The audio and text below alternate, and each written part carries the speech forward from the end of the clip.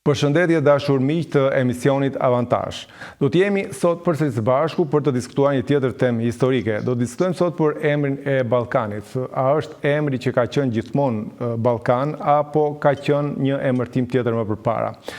Këto dhe disa emërtime të tjera të toponimeve të Ballkanit do të diskutojmë në këtë emision, ku të ftuar do të kemi sërish studiuesin Sokrat Hodo. Përshëndetje dhe mirë se erdhët zoti Sokrat në këtë emision. Përshëndetje, mirë se ju gjeta. Atëherë, ashtu si që thuhet shpesh, dihet që historia shkruhet, rishkruhet shumë herë nga ata që manipulojnë dhe përmes historisë bëjnë edhe sundimin mbi njerëzit, por që dihet që nga studimet e shumta të shumë studiuesve, emri nuk ka qenë gjithmonë Ballkan i gadishullit ton. Ka pasur emërtime të ndryshme në kohë të tjera, edhe në kohë më të përparshme. Dhe ne për këtë do të diskutojmë sot. Atëherë, cili është mendimi juaj? Po, atëherë, Ballkani është një nga emërtimet që si shumë emërtime të tjera ndodhin në mënyra të ndryshme. Përveç kësaj, duhet të kujtojmë që sot gjitha emërtimet e shteteve dhe të vendeve kanë dy lloje emërtimesh. Një është demonimi, që do të thotë emërtimi që ai ka marrë nga vendasit, dhe një është exonimi, emërtimi që ka marrë nga të tjerët. Pra, po themi nëse Shqipëria ka dy emra, emri Shqipëri që është i dhënë nga ne, është edhe emri Albania ose Albania ose që është e njëjta gjë, që është një emërtim i unanim, po themi nga gjithë bota për ne. Por ka edhe emërtime të tjera, emërtime etnike për shembull. Emri Albania për shembull është edhe exonim, pra edhe një emër i dhënë nga të tjerët, por është edhe një emër etnik, sepse përfaqëson albanët, popullsinë që ka qenë rreth qendrës deri në lumin Shkumbin. Kështu që pra ky mund të quhet dhe një emër etnik. Ndërkohë ka edhe emërtime tjera siç janë frankët, për shembull, Franca e ka marrë emrin nga një etni që ishin frankët.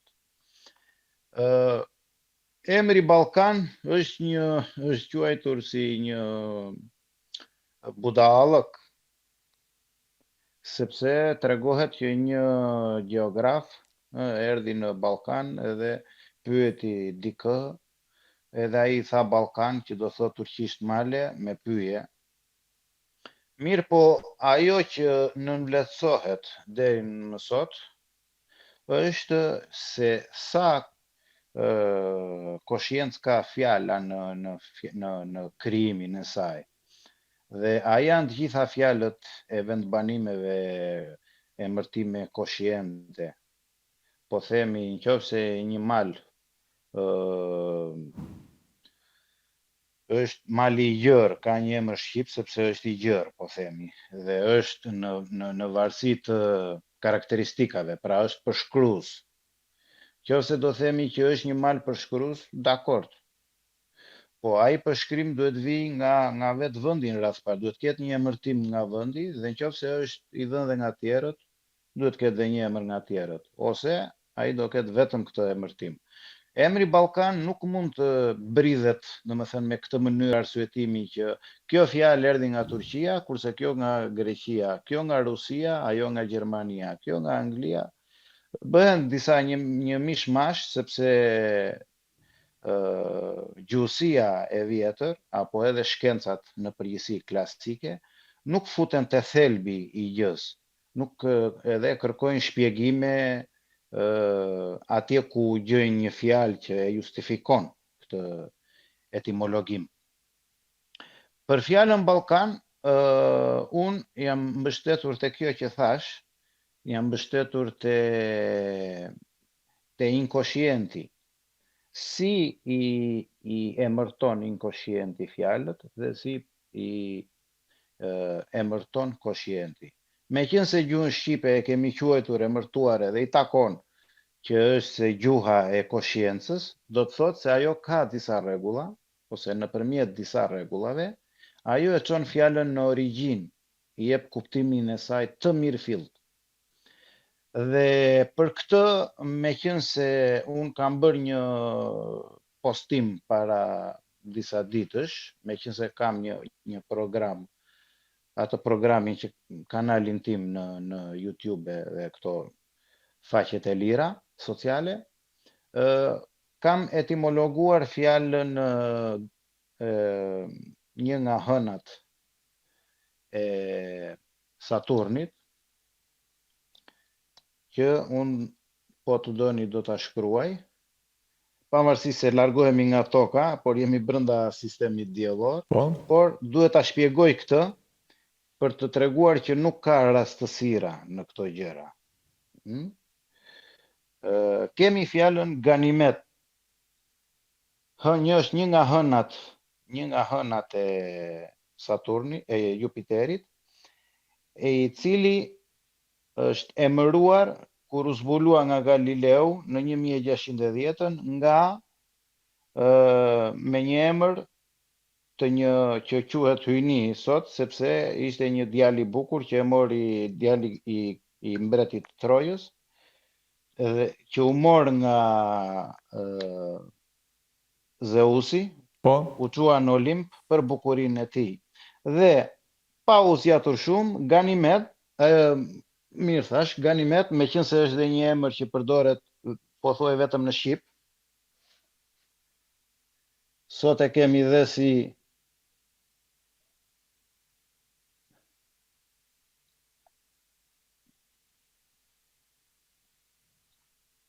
është i vetmi satelit e vetmja hën magnetike. Ka mbi 300, diskutohet edhe 400-450 hëna në sistem, por kjo është e vetmja që është magnetike.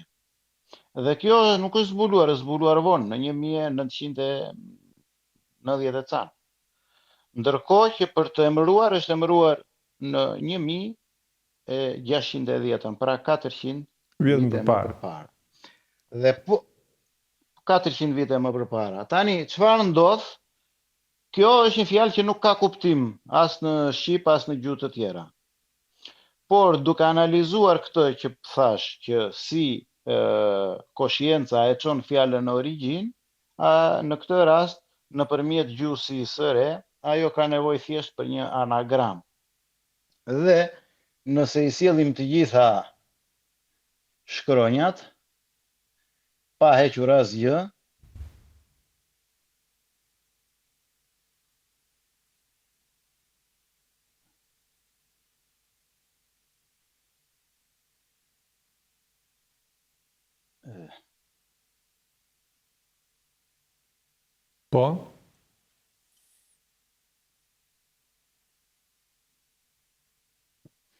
pra magneti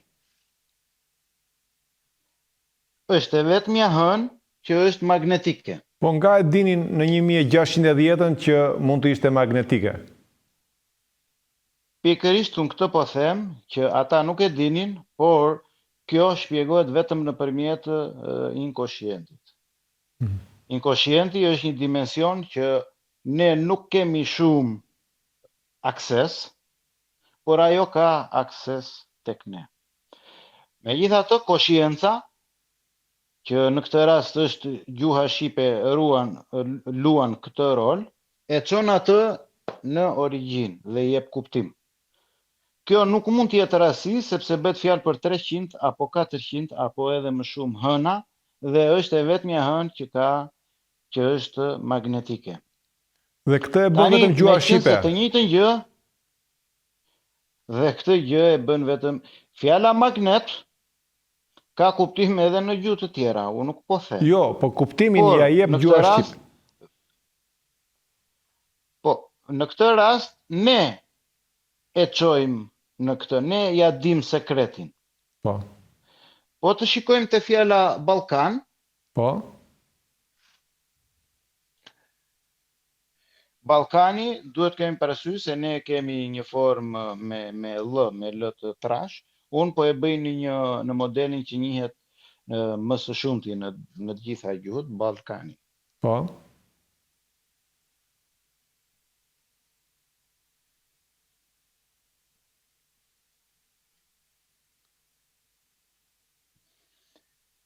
Dhe bëjmë të njëjtën gjë, anagram.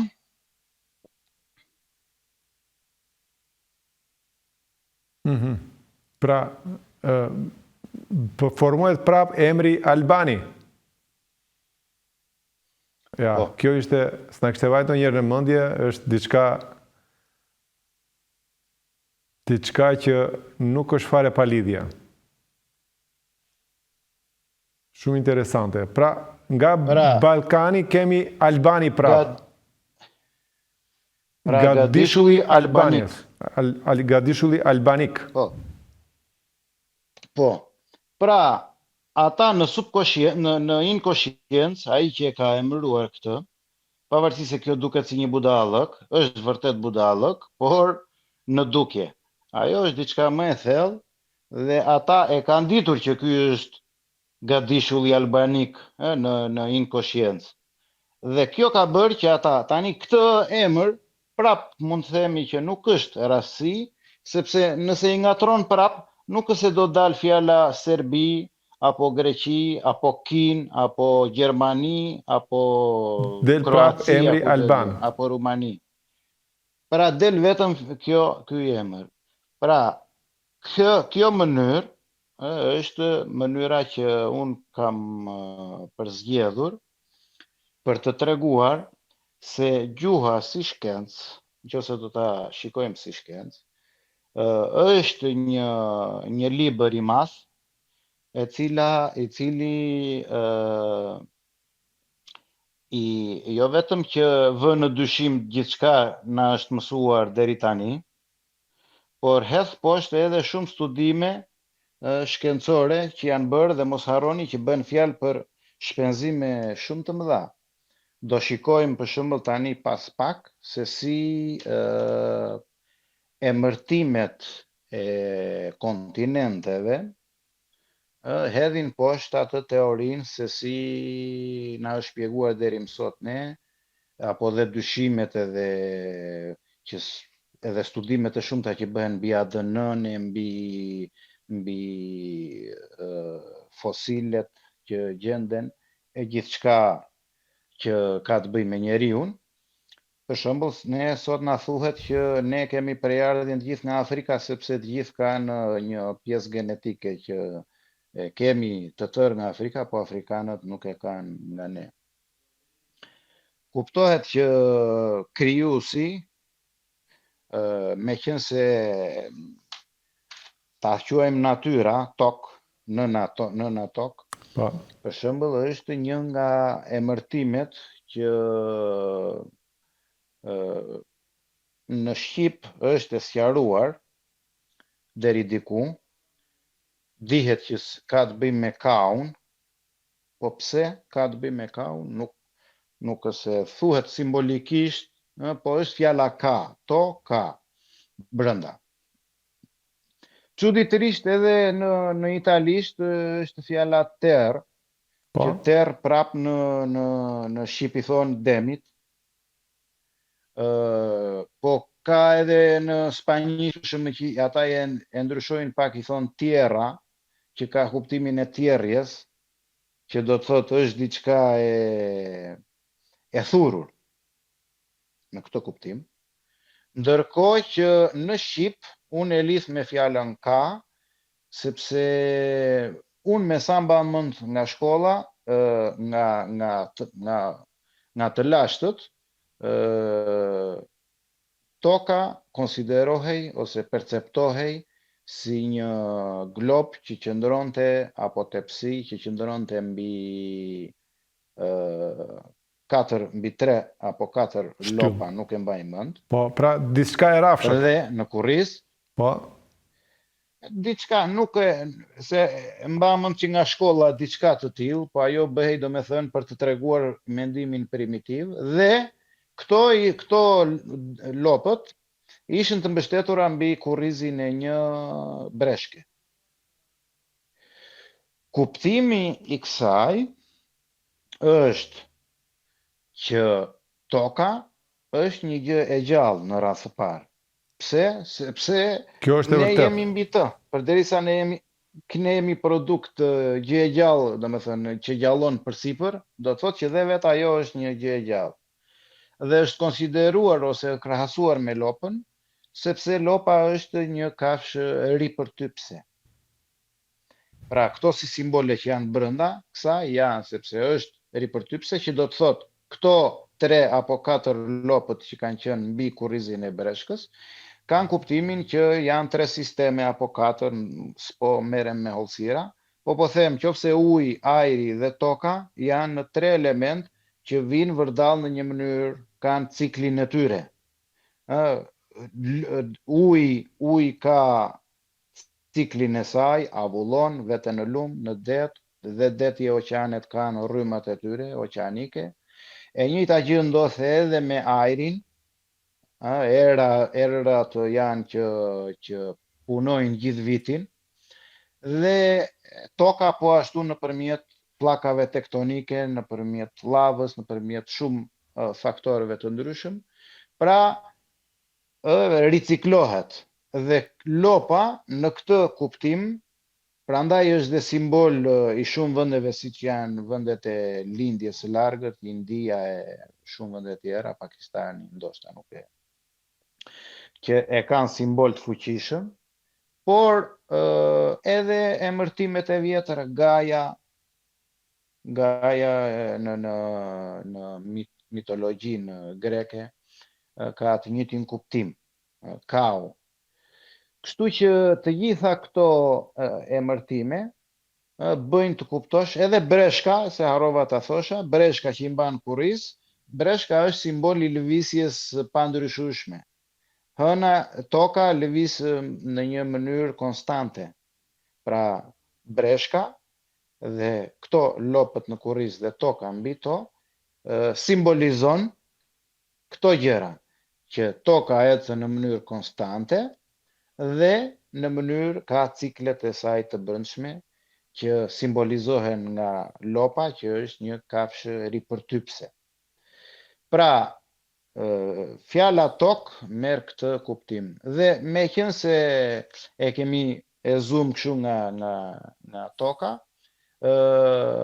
po të kujtoni, Pangea mendohet që ka qenë sipërfaqja toksore e dikushme që mendohet se ka qenë bashk. Por kjo është një edhën shumë mitike, është shumë e lashtë. Po. Dhe shkencat e sotshme, duke dëgjuar këtë, u munduan ta vërtetojnë dhe morën hartat. Mund ta paraqes regjia, po, foton. Do shikoni se ata kanë sjellë në një farë mase, i kanë arritur të ngjisin, dhe ato përputhen të gjithë kontinentet bashkë me njëra tjetrën dhe krijojnë një masë të vetme që është quajtur Pangea. Dhe çuditërisht kjo fjala, se ne sqaruam pak kohë më përpara, fjalën pagan. Dhe tham që pagan është një njeri që nuk mba anën e asgjëje, është i pa lidhur me ndonjë anë, i pa anë. Pra, edhe Pangea këtë kuptim ka, sepse janë të njëjtat shkronja. Pra, Pangea ka kuptimin i pa anë. Dhe ndarja e kontinenteve, ne këtë do japim, që si etimologjia ndihmon dhe na bën të kuptojmë se shumë gjëra nuk na janë mësuar. Por, shiko, në versionin e tokës së sheshtë, dihet që Afrika, Azia, Evropa edhe kontinenti Amerikan janë të bashkuara me njëra tjetrën. Nuk janë të ndara. Ndarja oqeani në mes, dakord, është midis kontinentit Amerikan, kontinenteve të dy kontinenteve Amerikan dhe zonës tjetër, por ama ato bashkojnë në një farë mënyre. Dihet që edhe kështu Afrika është e bashkuar me Azinë dhe Azia është e bashkuar me Evropën. Po dhe Evropa në një farë mënyre në Siberi bashkohet, në polin e veriut bashkohet me kontinentin Amerikan. Po, në ekstrem ande nga Kamchatka që i bie... Kështu që i bie që t'jetë prap kjo Pangea, pavarësisht se tash i kanë ndarë nëpër kontinente, po ne jemi të bashkuar. Po, është e vërtet, kjo është ideja, që ndarja është si ndarja që themi ne, ndarja e nënës nga fëmia. Pra, nëna kur lind, humbet lidhjen e plot fizike të saj, por lidhja është nëpërmjet gjirit. Kur humbet dhe gjirin, është lidhja me të parën, se ke afër, me kujdesin, me syrin. Pra, kjo është për të thënë që lidhjet janë thjesht për syrin, jo se ekziston. Kjo që thatë ju, do me thënë, që ndarja nuk ekziston. Kjo lloj ndarje ose ky lloj mohimi që ne shpeshherë i kthehemi atë që ka thënë dhe Petrozhei, se e para ishte ndarja, por unë kam hedhë edhe në librin tim kam bërë edhe një studim që fjala ndaj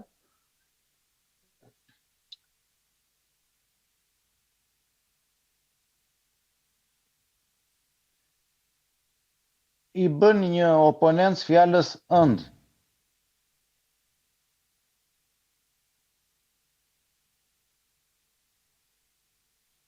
Pra ënd, ose and, ndoshta i thonë në veri, që do të thotë është thjesht një anagram ënd, do me thënë lidh, dy gjëra.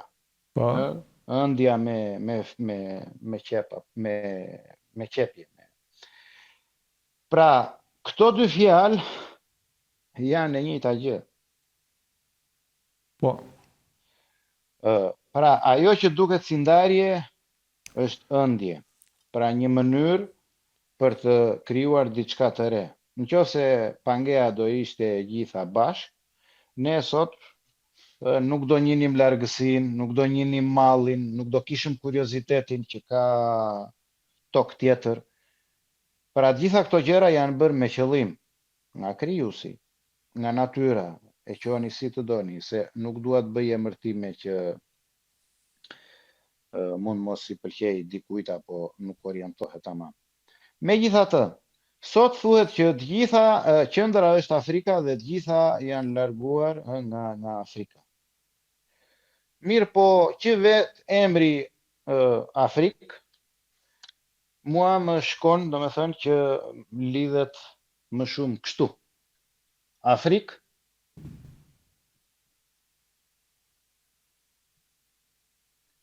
del, afër, ik. Pra ajo që ka ikur afër. Po, afër ik ose hafrik, edhe kjo hafrik ka qenë diskutuar, por që... Po, ajo është e njohur edhe unë nuk e solla se s'është i mirë. Po, edhe afër ik është shumë e kuptuar. Me qenë se sot po merremi me emërtimet e vendeve, pra afër ik. Ka ik dhe të gjitha dhe Amerika ka të njëjtin Amerik që do thot ka marrë ikjen, ka marrë. Ajo është larguar më shumë nga Afrika. Të dy Amerikat, prandaj quhen dhe Amerikë. Sepse kanë ikur të dyja njëkohësisht. Pra, kjo do të thot, përveç kësaj, ideja është që nuk mund të pretendosh që ne Evropa është larguar dhe Afrika ka ndonjë, kur Afrika është më e vogël se Euroazia. Pra e madhja është ajo që qëndron, e rënda. Shiko, është dhe një gabim tjetër, pasi vetëm Afrika është në mos me madhe, po thuaj se sa Evropa dhe Azia bashkë, si madhësi, si kilometra katror. Vetëm Afrika. nuk e arrin dot se vetëm Jo, Rusia është sipas kilometrave katror, pavarësisht se në hartë 17 e milion. trajtojnë sikur është diçka e vogël, po nuk është ashtu. Është më e madhe se Evropa dhe Azia bashkë, Afrika. Tani unë u referohem edhe Këtë ta them me siguri. do me thënë, këtyre të dhënave që janë. Okej. Mirë, ne na intereson etimologjia dhe na intereson sqarimi se si këto toponimi sqarohen me gjuhën shqipe. Kjo na intereson për momentin, pastaj është tjetër gjë madhësia e kontinentit. Po, ashtu është, nuk është se është e thënë që të bijem dakord në çdo milimetër kur i thonë. E kuptoj. Unë u referohem këtyre gjërave, domethënë fakteve që njihen, po të lexojmë gjërat ashtu, për shembull, unë të nxjerr edhe informacion se pse sa kilometra ka, ja unë që juve mund t'ju pyes. Sa kilometra ka Shqipëria? Të gjithë do thonë 28.000 kilometra. Po, sepse aq është. Pra kjo është fiksuar në mendjet e njerëzve. Aq është fiksuar për libra. Por në fakt nuk është 28. Në fakt është 28.700 e ca, nuk është, pra është më shumë se gjysma, që ne mund të thoshim afërsisht 29. Po. Kjo mund të nxjerrësh informacione të asaj inkoshiencës që përmendëm pak më përpara. Pra, vetë fjala Afrik ka kuptimin afërik. Nga kush ka ikur? Se edhe fjala nga Amerika nuk ka ikur, sepse edhe vetë fjala Amerik do thot Amerik. Do më thënë ka marrë, ka nisur e para. Merr ka kuptimin edhe të nisjes. Ka nisur e para ikjen. Ndërkohë që edhe ajo aja, që të gjithë kanë vënë re se të gjitha kontinentet fillojnë me A, përveç Europës, të gjitha janë me A, është ajo aja e mohimit, që ka thënë edhe Petrozhej, aja mohimi fillestar. Pra, ajo ka kuptimin e mohimit, por edhe e kuptimit që mund ta lexosh edhe në të kundërt, e jo mohimit. Megjithatë, pra shpjeguam edhe fjalën Amerik, edhe fjalën Afrik, që tregojnë hapur nëpërmjet një fakti kaq të thjeshtë që çfarë na është treguar deri tani nuk është më aq e vërtetë. Edhe fjala Azi për shembull ka kuptimin që është e zënë, është me zënë me Europën, do të thotë që është e kapur me Europën. Në këtë kuptim. Dhe vetë Europa, po ta shikojmë përsëri me të njëjtën metodë, Europë,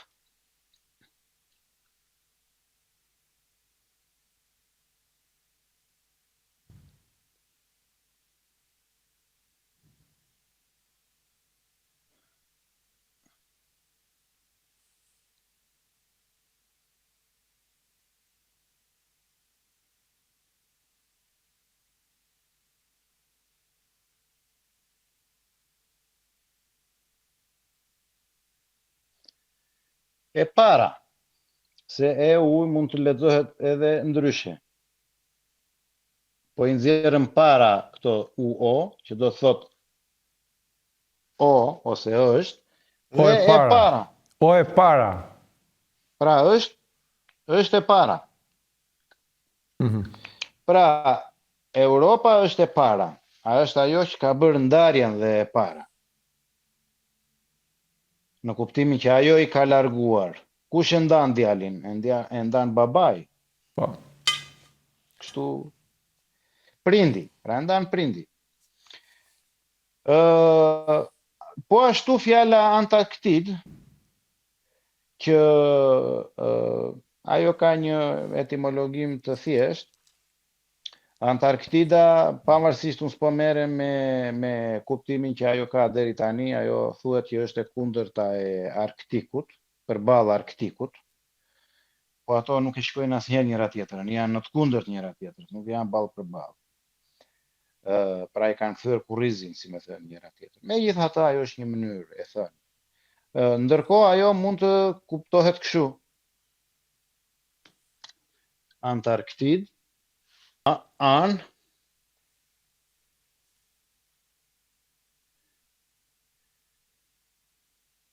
Që e pak më lartë, se s'duket gjë. Okej.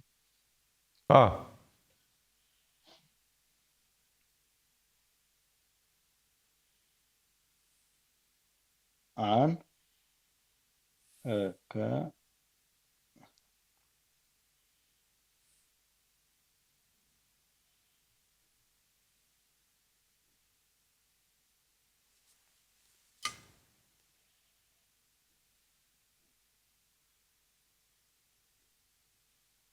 pra, an 4 det. Pra nga të 4 anët det. Pra, Antarktik, anë 4 det. Po. Pra, në të 4 anët është e rrethuar nga det. Ka det në të 4 anët. Kuptohet ka edhe etimologjime të tjera, unë nuk mund të sjell më shumë se një të gjithave, se kemi shumë emërtime në listë. Po të rikthehemi edhe një herë te Pangea, mund ta rishfaq regjia, do shikosh një gjë të çuditshme. Që Amerika, kur ka qenë e bashkuar, siç duket edhe në figurë, lidhet, ka një vijë kufitare me Marokun. Ka një gjatësi të bashkuar me të, që është e konsiderueshme me Marokun. Po? Ky emërtim, edhe pse është bërë në kohë të ndryshme, ndoshta pa u njohur globi kështu siç është sot, fjala Marok dhe A mund ta quanim A Marok. Pra Amerika, edhe pse duket sikur e ka marrë emërtimin nga Americo Vespucci, ajo është ajo që shikojmë ne, shkaku, por duke u futur, siç thash, në inconsciencë, duke e zbërthyer, duke e parë me një sy tjetër, ti shikon që lidhjet janë më ndryshe. Dhe duke pat parasysh edhe atë që tham në fillim, se aja është mohuese, pra aja përdoret gjithmonë kur themi asimetrik, pra jo simetrike, aja është një jo, është një mohim. Pra Amerika duket sikur i bën një kundërshtim Marokut. Si aja është dhe Marok pohuese. dhe A Marok, dhe jo Marok. Kur thuhet A Mohuese. A jona, A e tyne, është e jona, është e tyre. Po. Është dhe pohuese. Po, edhe në këtë e shpjeguam që ka të dyja kuptimet. Kur është e lidhur ka edhe kuptimin jo, por ka jo është, ka edhe kuptimin është. Pra, është e çuditshme kjo që fjala Amerikë dhe Marok kanë një lidhje me njëra tjetrën. Një fjalë tjetër që do të shpjegoja, që është me interes, është fjala Skoci. Fjala Skoci, po,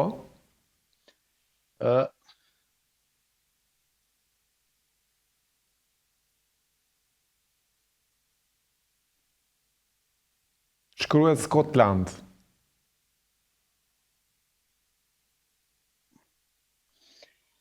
E shkrova kështu unë për mos t'i rënë shumë gjatë. Po. Sepse mund ta shkruaj edhe Skoci siç është në shqip. Po skocezët quhen Skot dhe vendi quhet Skotland. Po. Siç mund ta shikoni, mund ta paraqes regjia një foto të veshjes tipike skoceze, ne gjithmonë kemi dyshuar për ta sepse ata ngjajnë me toskët. Kanë fustanellën e toskëve, po. Pra nga fustanella, nga kindi. Dhe përveç kësaj, që unë po e nxjerr tani këtu,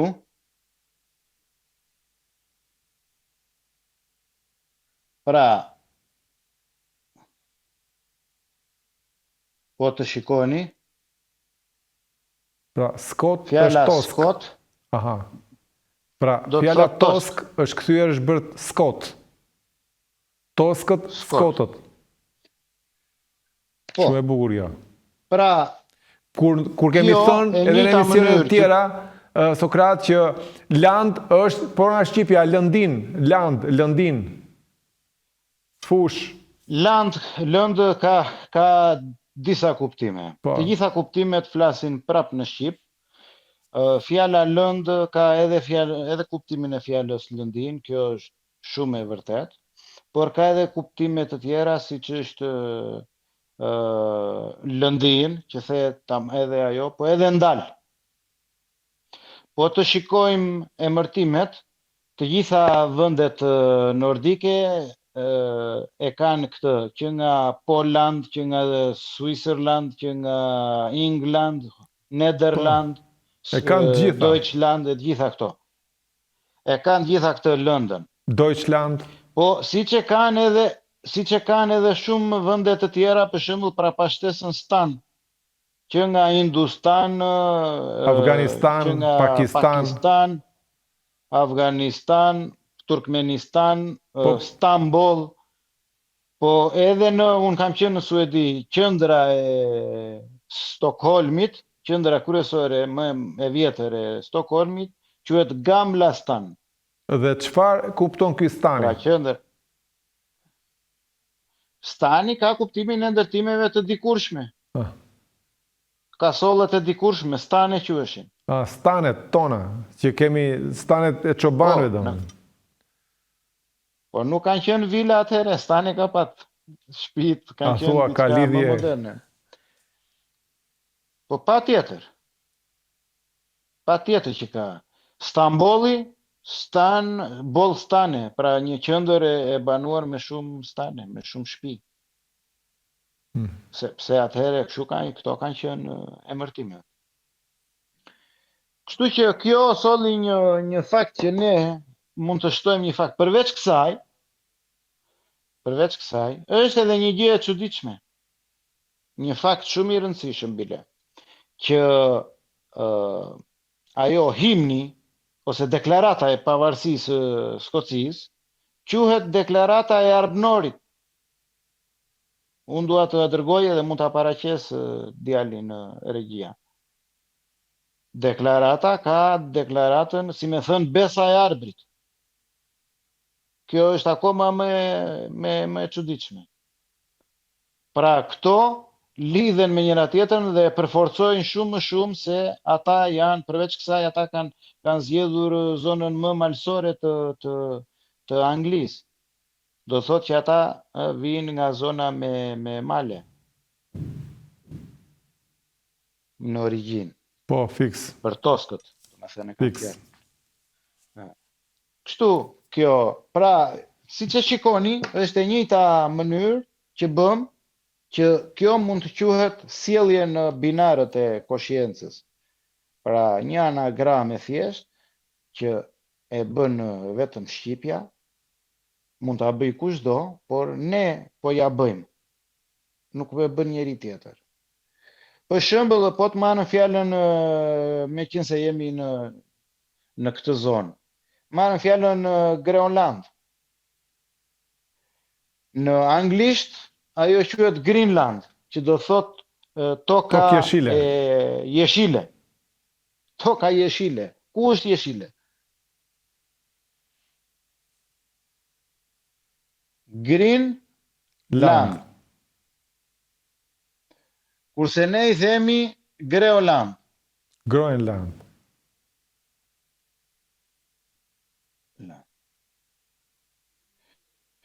Do të thot Greon, do të thot e ngrir. Ngrin. Si në këtë, si në anglezët e nxjerrin akoma më hapur. Pra këtë po ta rregullosh del në G R I, se kjo është i e gjatë. Dyhet. Pra ngrin, ajo është e ngrir. Lëndë e ngrir. Saktë. Nuk besoj se mund të vijen përballë ose të justifikohet emërtimi anglisht, Greenland, dhe të vihet përballë emërtimit shqip, të quash ata thonë e bleruar, e gjelbëruar, kurse ne themi e ngrir, sepse ajo në shumicën më të madhe të kohës është e ngrir. Megjithatë, të gjitha pranohen. Një emërtime të tjera që janë me interes është të gjitha këto vendet për shembull që tham Finlanda, Finland, do me thënë lënda e fundit, që është në fund fare. Po, s'ka më Po, pas se zë Finlandës. Poland, s'ka më. Poland, që do thot Polonia, ka të bëjë me Polin. Me Afër Polit. verior. Të njëjtën gjë ka dhe Zverige i thonë suedis, po. Vendasit. Pra veri. Të njëjtën gjë ka dhe Norvegji.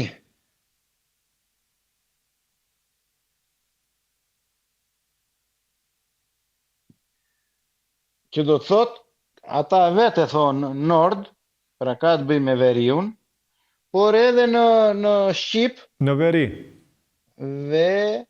veri, pra Në veri, po. po, R, I, në veri, edhe në gji, se është dhe gji. Pra, të gjitha këto japin një pamje të qartë vetëm nëpërmjet etimologjimit nga Shqipja. Megjithatë, meqense e tham në fillim se gadishulli ballkanik quhej gadishulli si dikur gadishulli ilirik, duhet të them dhe një gjë, se ku kanë qenë këta kufi? Kufin të dikur i ka bër bora. Pra i ka bër akulli. Dhe për mendimin tim, duke u nisur dhe nga këto emërtime, unë thjesht në këtë rast do them nga ato që tham që në fillim se si mund të interpretohen nga inkoshienti këto emërtime, unë them se kufiri ka qenë Praga, sepse Praga është pragu që nuk mund të kalohet. Po. Po. Pra, Çekoslovakia. Prag, Çekia. po, të jep një ide, të jep një iden se kufiri i këtij gadishulli që ka vënë emërtimet ka qenë ky. Pra në veri ka qenë Pragu i kufirit. Deri aty ka qenë kufiri. Po. Një emërtim tjetër është, meqense jemi në Angli, është tamizi. Unë do t'ju dërgoj, po doj djali mund të paraqes një hartë. Fjala tamiz në anglisht shkruhet kështu.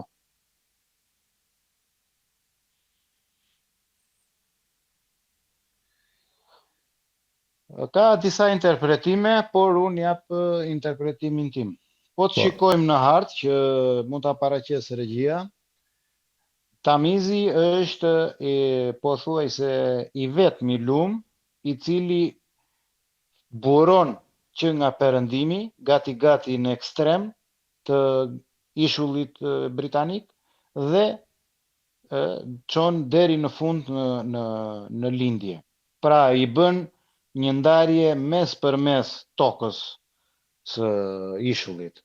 Prandaj, për mua do të ishte shumë me kuptim që ky emërtim të jetë vendosur me këtë qëllim. Pra, e thyen në mes ishullin, po. Pra, ky është ajo që karakteristika e tij, se të thuash u tha në mes, apo ajo është ujë, nuk mund të thuash u tha në mes. Pra, u thye në mes, ka më shumë kuptim, sepse ky këtë ka mund të jetë edhe lumi i çamëve, mund të jetë quptimi thjamis, çamis, lumi, se edhe çamët thjamis quhen. Çam, thjam. Të gjitha nuk unë e kam thënë edhe herë tjera që unë nuk ajo teori që hedh poshtë nuk është teori që e vërtet. Unë nuk i hedh poshtë, patjetër që të gjitha këto kanë një mblidhen bashkë dhe japin një ide akoma më të mirë.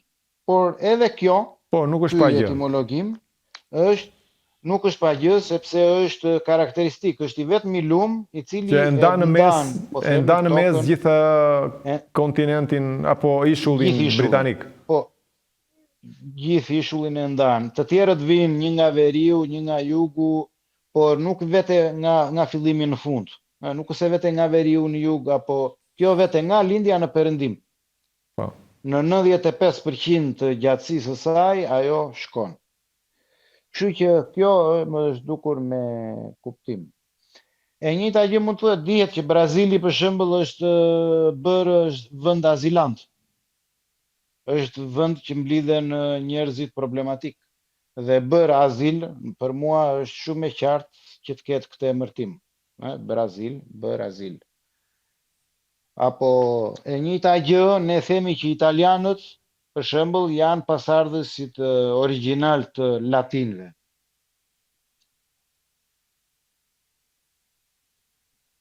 Po të bësh latin,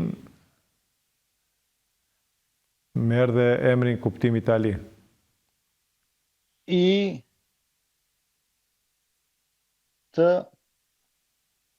Më fal, dhe li. Pra, Itali, latini. Po. Pra, lidhja është e qartë, nuk se del siç tham për gadishullin ballkanik, aty nuk se doli, po themi, Iliri. Nuk doli dot, nuk del dot Iliri. Ja.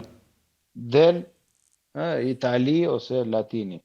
Pra, ato ruajnë.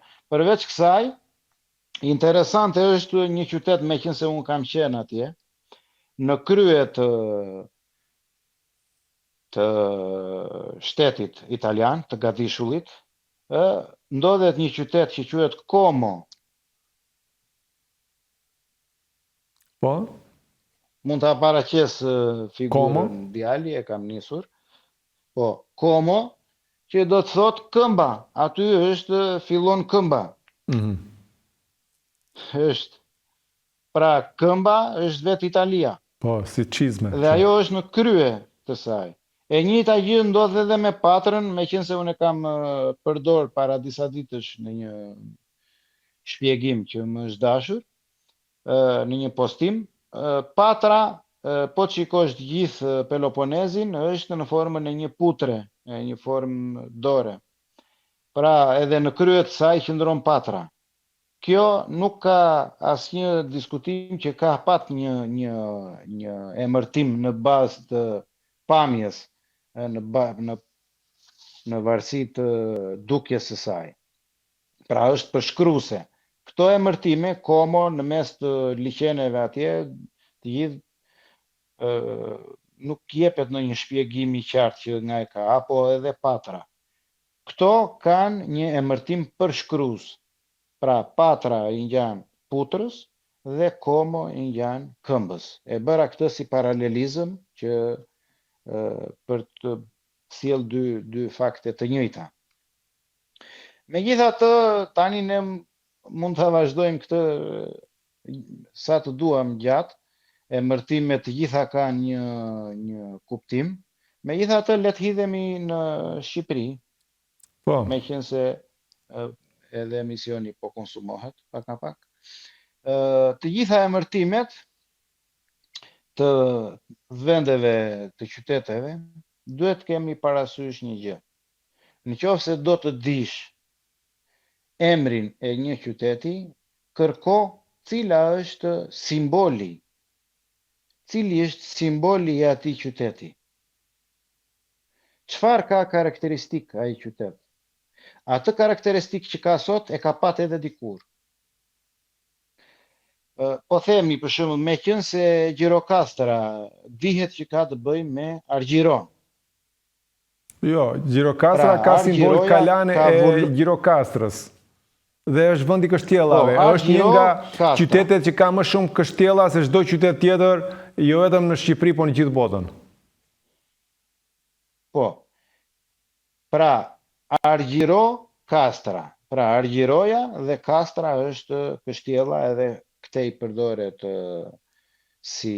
Po, kjo e Argjiros është diçka jo faktike, sepse është një sajes e shumë e vonët, sepse nuk ka pas në një Argjiro, në një princesh me emër Argjiro, që të ishte vajze në një mbretja, në një princija, në një feudalja, në një...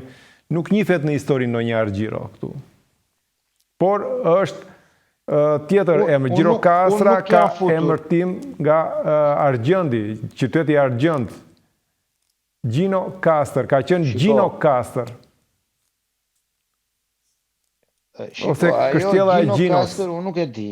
Nga Gjinokastër është bërë Gjirokastër. Dhe që atëhere kanë filluar këto legjendat urbane me Argjiro. Shiko, për legjend... Deri në 75-ën është quajtur Gjinokastër dhe ligjërisht, dhe nga shteti. Gjinokastër. Kastër ka streh, don është kalaja, sigurisht që edhe fjala kastër vjen nga Shqipja, ka streh. Dhe Gjinokastër, streha e Gjinos, ose kalaja e Gjinos. Shiko, unë për punën e legjendave kam patur, i kam parë me tjetër sy, është e vërtet. Unë nuk jam thelluar se këtë historinë e Argjiros e kam marrë si të vërtet. Po nuk është ashtu. Nuk e kam lexuar, vetëm që kemi mësuar. Më mbushet mendja se ne këtë po themi sot që çfarë na mësojnë gabim. Po pra.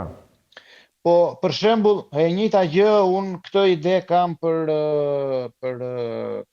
historinë e Rozafës. Rozafa nuk është një legjend që nuk qëndron. Ne mund të shpikim si që shpikin dhe tërë bota, po ashtu si është ndërtuar legjenda nuk qëndron.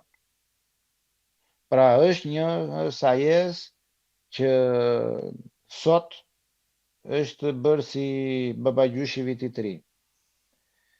Është një lloj miti që tregohet. Siç thash, jo, po dakord, po mitet mos ti nga të ajo fshe një tjetër të vërtet. Kala e Rozafës fshe një tjetër të vërtet që nuk kanë dashur kur që ata armiqtë e atij vendi nuk kanë dashur që ajo kala të ndërtojë dhe kanë përdorur lloj-lloj formash për të demoralizuar ndërtuesit. Nëse po ideja është që ne vetë këtë mit e kemi ne në dorëzim. Pra ne quhet jona. Edhe ne duhet ta justifikojmë ose duhet ta transformojmë, ta çojmë atje ku duhet. Po megjithëse sot merremi me mitet, po unë doja të thosha që duhet parë simbolet. Për shembull, po marrim emërtime që ta nisim nga ato që kanë një diskutim të gjerë dhe që bien ndesh, si asaj që parë. Për shembull, fjala durrës quhet dyrah.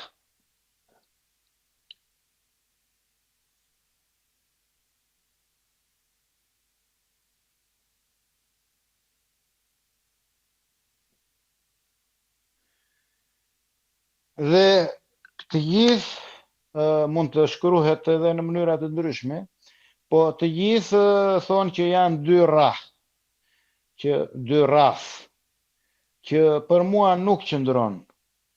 Sot Durrësi ka qenë siç është. Durrësi ka qenë një vend portual. Mirë po, më përpara, siç tham, ndarja nuk ka ekzistuar. Pra, Italia me Shqipërinë, gadishulli të dy gadishujt me njëri tjetrën kanë qenë të pandarë, kanë pat lidhje me njëra tjetrën. Apo edhe gjithë mesdheu. Kështu që nuk ka qenë deti i futur deri në thellësi, ka qenë deri aty afër Durrësit deti mendon juve? Jo. Ideja është në kuptimin e ndarjes, ne vonë është bërë ajo ndarja që themi ne deti jone, deti i tire. Ndarja fizike. Pra, Durrësi, po, ndarja fizike. Ndarja geografike. Durrësi është përdorur si një nga vetë emri,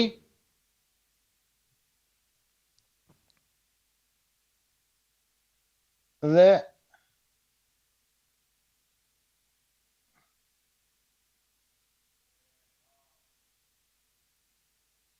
dyra,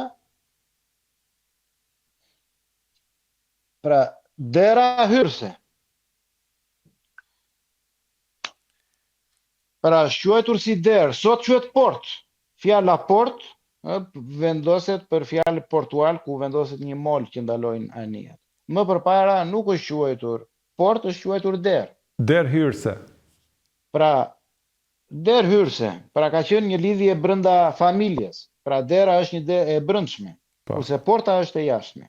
Sot që Shqipëria është një vend ndryshe nga Italia, i ndarë fizikisht me administrim të veçantë, quhen shtete të ndara, por më përpara nuk kanë qenë e ndarë. Prandaj ajo quhej për mendimin tim der hyrse, pra këtë kuptim ka patur. Dhe ky është simboli i Durrësit. Një emër tjetër është Tepelena. Po? Tepelena mbahet në qendër të qytetit Tepelenës, simboli që simbolizon Tepelenën është Ali Pasha dhe kalaja e Ali Pashës. Jemi dakord? Po. Kështu, mirë po, me aq sa mund shkoj unë mbas në histori, dihet që Aliu ishte ai që la kokën për të krijuar shtetin e Epirit dhe nuk arriti dot. Po të njëjtën fat ka patë edhe gjyshi i tij. Pra i pren kokën. Po të themi dhe atë që është, tepelensit janë trima, janë që e japin jetën për atë dheun, e kanë ndjenjën e fort të lidhur me vendin. Po. Dhe për mendimin tim nuk është shumë e logjikshme që fjala tepelen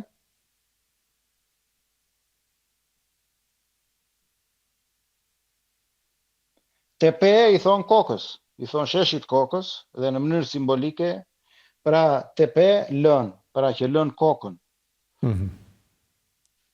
Kjo është një nga, sepse nuk ka, jepen dhe justifikime të tjera, unë nuk e di se si nuk e kam lexuar. Po prej çfarë viti mbahet mend emri i qytetit Tepelen ose emri Tepelen, prej cilit viti është faktuar më i hershmi? Shiko, unë prandaj thash, nuk mund të shkojmë se po t'i vëm datë, do të thotë që s'ka pat njerëz më përpara. Jo, njerëz mund të ketë patur, po mund të jetë quajtur ndryshe. Dhe Tepelena është aq e vogël se dhe tani mund të thuash që s'ka shumë njerëz, është si të thuash pak më shumë se një fshat. Dakord. Unë po them këtë që Tepelen, pavarësisht se si është quajtur më përpara kanë qenë... Aty mund të ketë qenë një garnizon, mund të ketë qenë një vend kalimi, s'ka qenë që tjetër. Po, shiko, tani 2500 vjet para, se do e zëm për shembull ku, gjithmonë ka prova deri në 2500 vjet për Shqipëri. Gjitha kalat janë vendosur në këtë kohë, 2500 vjet. Kjo nuk do të thotë që s'ka pat njerëz më përpara. Jo, normal. Ne thamë që në kryet herës, që Europa është e para dhe të tjerat janë larguar. Pra një popullsi që ka qenë me një qendër, ku është qendra? Unë po u them një fakt pavarësisht se është jashtëteme. Qendra është ajo që ka qenë, është dhe do të jetë. Pra që nuk lëviz. Ne jemi të lidhur me këtë emërtim, sepse po e them tek ju këtë për herë të parë, dhe është një fakt shumë i rëndësishëm që unë i vë veshin.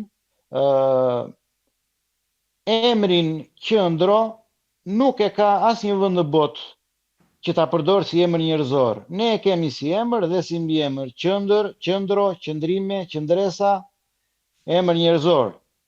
Po, interesante është kjo. Këtë nuk e ka asnjë, s'ke asnjë emër italian që quhet centro. Edhe nuk ka emër njerëzor, s'ka kuptim. Ndërkohë që ne kemi sot italisht centro është qendra, centro i thon qendrës. Po, si fjalë. Edhe sikur të ishte italisht ajo prap do kishte kuptim shqip. Po. Mirë, vazhdojmë që po kjo kalim është vazhdojmë që të bëjmë një përmbyllje. Fjala qendër. Po. fjala qendër ishte për mendimin tim më shumë e rëndësishme. Pra, nuk po merrem, nuk po shkojmë mbrapa në kohë. Unë këtë thash që kjo ka këtë simbol, do të thotë që edhe në kohë të më përparshme ka patur një sjellje të tillë se njerëzit nuk kanë ndryshuar shumë. Pra, lebrit janë ata që kanë qenë, malsorët janë ata që kanë qenë, myzeqarët janë ata që kanë qenë, ndryshimet genetike nuk kanë ndryshime, vetëm janë përcjell. Po edhe fjala dibër për shembull, kjo është emërtim në bazë të emërtimi ka qenë, po duhet të shpjegojmë inkoshiencën për këtë gjë. Fjala dibër ka kuptimin di bër.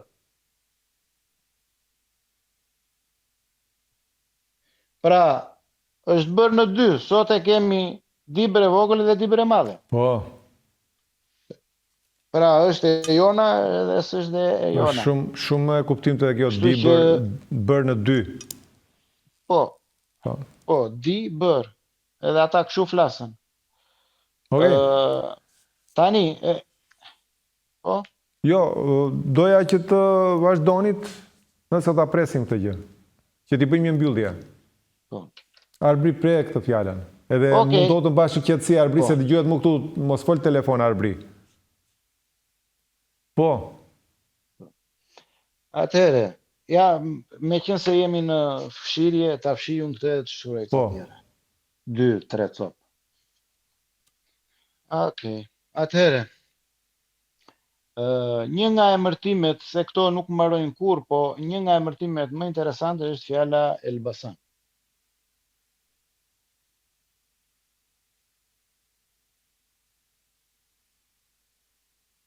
Elbasan. Po.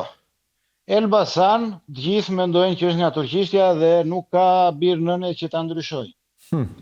Pse? Sepse kështu është thënë, mjafton që të hapësh një libër, edhe ata që do shikojnë këtë emision. Do hapin Google-in, edhe do thonë, po këta që do thonë. Pse? Sepse kështu e thotë historia klasike. Pra këto kemi, kaq fakte kemi ne. Faktikisht, ajo që shpjegova unë që në fillim, me qenë se e fillua me Albanët, po e mbyllim me Albanët, Albanët janë një popullsi që kanë qenë deri në Shkumbin, dhe aty është dhe vetë Elbasani. Dhe po t'i bëjmë anagram, del.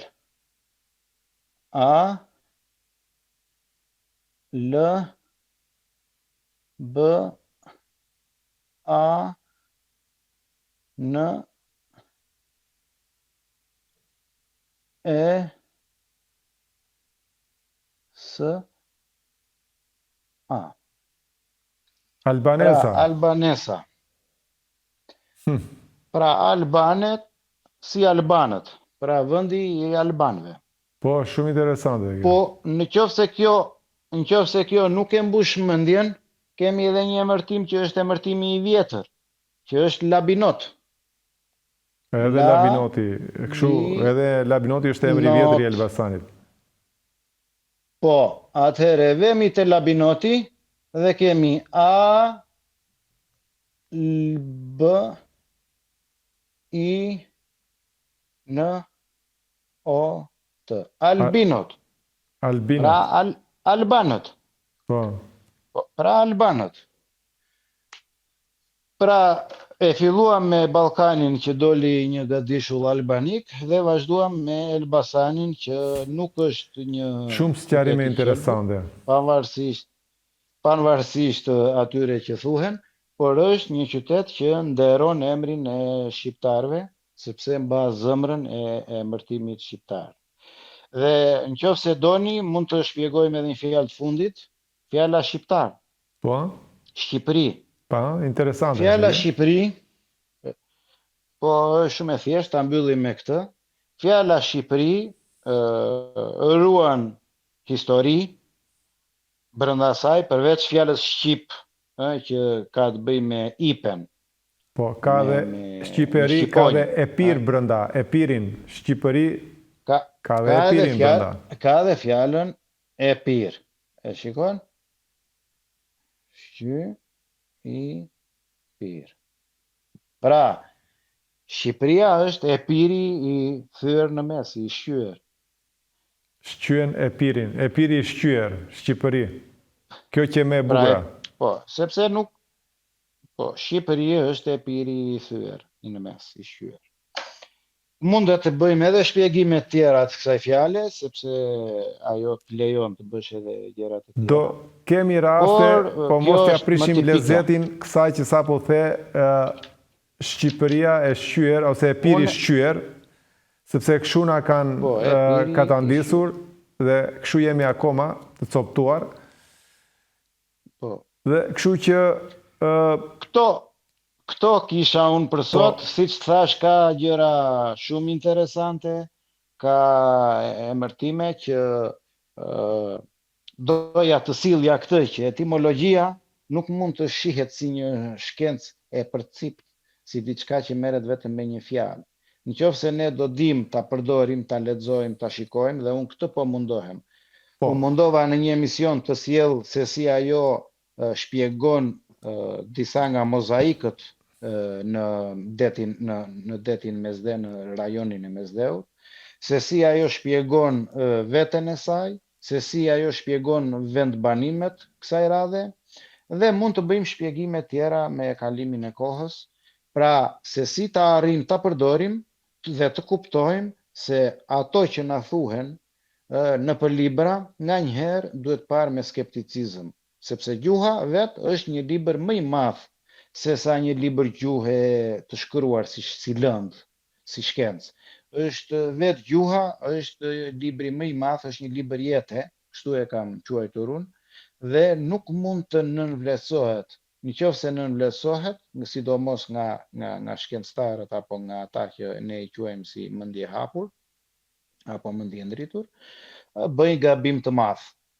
Të dhënat që sjell etimologjia, mjafton të dish ti lexosh, se edhe shumë e thjesht nuk është, por sot ne me ka gjëra mendoj se sollëm diçka që të kuptojmë një pamje të përgjithshme për emërtimet që të na ndihmojnë ne si shqiptar të dim se me kë kemi të bëjmë kur na del përballë një italian, kur na del një norvegjez, kur na ne sollëm një këndvështrim të ri në këtë emision sot, dhe unë për këtë të falenderoj.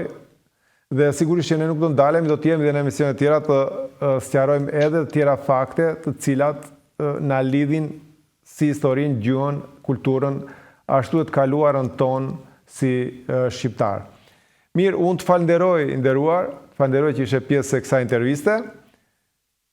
Faleminderit. Dhe gjej rastin të falenderoj këtu edhe të gjithë ata që na ndoqën deri në këto momente, duke ju siguruar se do të jemi përsëri në herët e ardhshme në emisione të tjera.